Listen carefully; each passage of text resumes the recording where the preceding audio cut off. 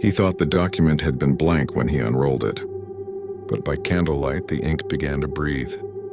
This is a tale not told aloud in most circles, not because of blood or brutality, but because it unsettles the inner ear, the quietest part of the mind that listens for things we pretend aren't there. It begins, as many such tales do, with curiosity, and ends with something written that should never have been read. In the spring of 1911, Professor Adrian Halse, a pale and meticulous historian at King's College, Cambridge, received a letter from a solicitor's office in Devon.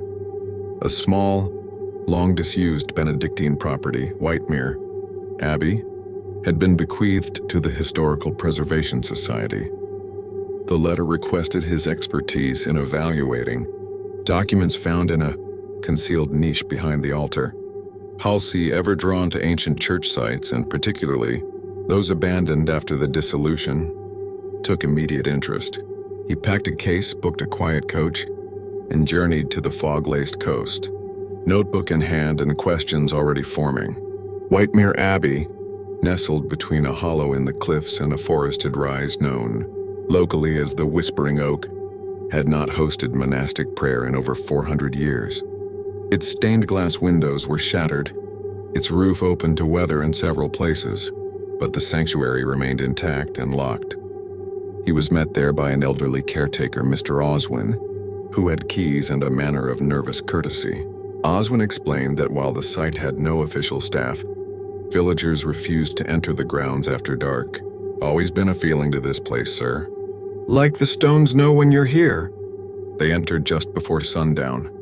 Inside, the air was stiff with rot and dust. Behind the altar, half obscured by soot and decay, they found a panel with a hidden recess, and inside that a tightly rolled sheet of vellum tied with a black silk ribbon. It bore no writing. Professor Halse was disappointed at first. There was no seal, no ink, no visible markings, just an aged, yellowed sheet with the smell of old incense and leather. He unrolled it in his room at the local inn and found by daylight it remained blank. That night, however, by candlelight, something changed. Letters, faint, gray, crooked, began to emerge. They seemed to bleed slowly through the surface, forming a line at a time as if remembering their place. He scribbled into his notebook, ink only seen by firelight, fading again by morning. Language appears Middle English, but phrasing unnatural. On the third night, the entire first page of the vellum revealed itself. It read, "Let that which was buried not be named, yet let it speak through the skin of the lamb. By blood drawn not from wound, but from knowing." Halse, though disturbed by the wording, found himself drawn in. He began to trace the symbols in the margins, circles nested in triangles, and what looked like an eye rendered in strokes so thin, they blurred when stared at directly. He wrote everything in his notebook. He never questioned why.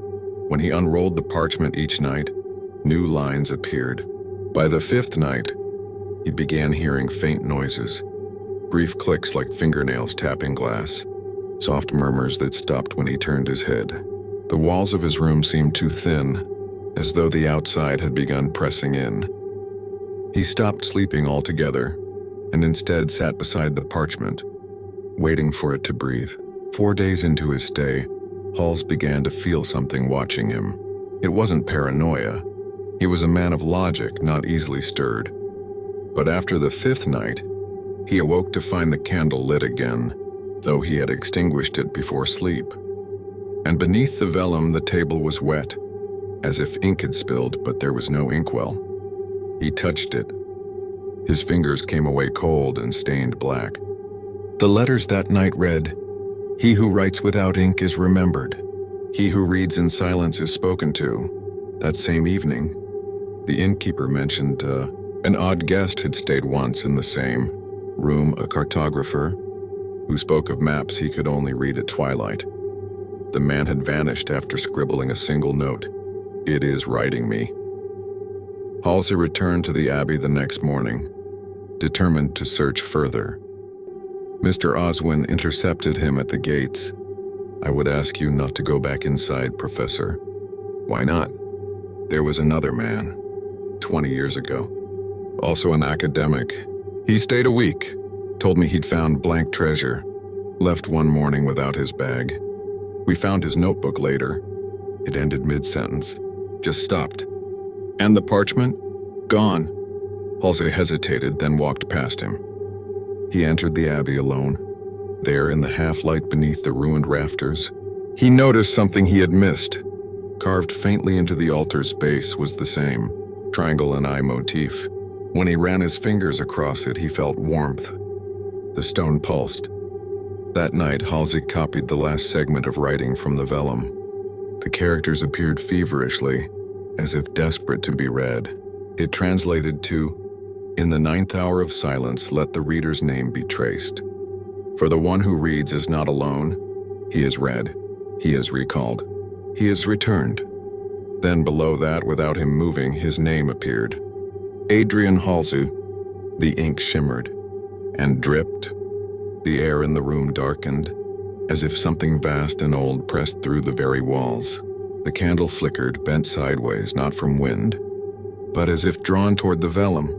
And from behind the parchment a sound emerged, not scratching, not whispering, breathing. He leaned forward, hand trembling, and lifted the page. Behind it, pressed flat as if printed into the fabric of reality, was a face, wide-eyed and ancient, mouthing words in reverse. He dropped the candle. Darkness. The innkeeper entered in the morning, drawn by the smell of smoke and ink. Professor Halse was gone. The room was cold. The walls streaked in lines of soot and something darker. Only the vellum remained. Now the writing was gone again. But Halse's notebook remained. The final line, written in a shaky hand, "It's not the writing that curses. It's the reading." Later examinations of the room turned up a curious addition. The back of the wall, behind where the vellum had been unrolled, showed imprints, indentations resembling pages turned, pressed deeply into plaster, as though a book had been opened through the surface. The candle stub remained beside the empty parchment, and when scholars attempted to remove it for archiving, it crumbled to dust. But even now, that room at the inn, room 3 at the Drover's Rest, is never let out overnight. The wallpaper cannot hold paint, marks keep reappearing, and no candle in that room burns straight. Visitors who sleep in nearby rooms sometimes report hearing pages turn at midnight. One guest claimed to wake with a triangle and circle drawn in ink on their forearm. When washed, it reappeared the next night. A clergyman who came to bless the room fainted before crossing the threshold. When revived, he said only, "It watches through the reading." If your candle flickered while you listened, you may want to check what's written on your desk.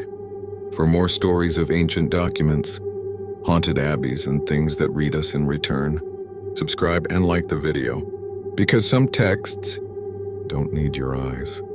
They already have them. They say some texts wait patiently to be read, but what if the text is what reads you? Professor Adrian Halse thought the vellum he discovered was empty, just brittle parchment from a forgotten abbey. But at night, by candlelight, the ink began to bleed through. Not all at once, not even in his hand.